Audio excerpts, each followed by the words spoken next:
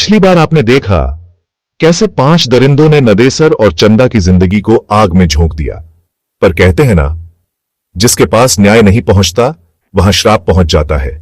आज आप देखेंगे चंदा की आत्मा का वो खौफनाक बदला जो रूह तक को हिला देगा।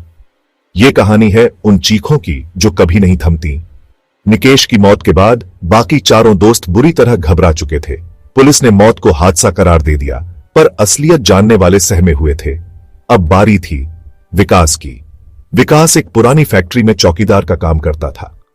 एक रात जब वह अकेला गश्त लगा रहा था, उसे किसी औरत की सिसकियां सुनाई दी। आवाज फैक्ट्री के एक कोने से आ रही थी, जैसे कोई अंधेरे में बैठकर अपने आंसू छुपा रहा हो। विकास ने टॉर्च जलाया, पर सामने जो देखा उसके पसीने छूट गए। एक अधजली लड़की, झुलसी हुई चमड़ी, सफेद आंखें। उसके सामने खड़ी थी चंदा की आत्मा। क्यों विकास, याद है उस दिन तुमने क्या किया था? अब तुम्हारी बारी है। अगले ही पल विकास की चीखों से फैक्ट्री गूंज उठी। अगली सुबह उसकी लाश मिली। उसकी आंखें बाहर निकली हुई थीं और शरीर पर नाखूनों के निशान थे। मौत की वजह कोई नहीं समझ पाया। अब रमेसरपुर में भी खबर पहुंच चुकी थी कि नदेसर के दोस्तों की रहस्यमय मौतें हो रही हैं। लोगों के मन में डर बैठने लगा था कि कोई श्राप काम कर रहा है। सुधीर डर के मारे गांव भागा, पर श्राप कहां पीछा छोड़ता है। एक रात जब वो रेलवे ट्रैक पार कर रहा था, तभी धुंध में किसी औरत की परछाई दिखी। सुधीर, भाग सकता है कोई अपने कर्मों से। सुधीर भागा, पर पैर उसके चलते ही नहीं थे। ट्रेन की आवाज आई और उसके शरीर के टुकड़े आसमान में बिखर गए। पर हैरानी की बात थी, ट्रेन तो वहां से निकली ही नहीं थी।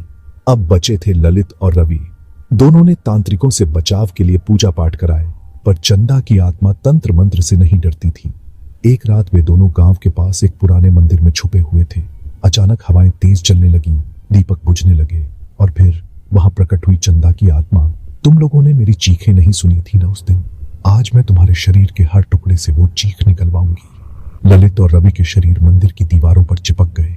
लोगों ने अगली सुबह मंदिर में खून से लिखी एक बात देखी, पाप कभी छुपता नहीं। चंदा। 5 दरिंदों का अंत हो चुका था, पर चंदा की आत्मा का गुस्सा अभी शांत नहीं हुआ था। उसने पूरे रमेसरपुर को श्रापित कर दिया। उस दिन के बाद गांव में कोई भी बेटी पैदा नहीं हुई। जो भी वहां बसने की कोशिश करता, उसकी रहस्यमय मौत हो जाती।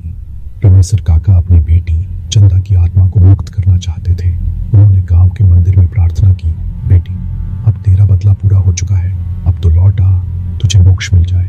रात को रमेसर काका की झोपड़ी से एक हल्की सी हंसी सुनाई दी।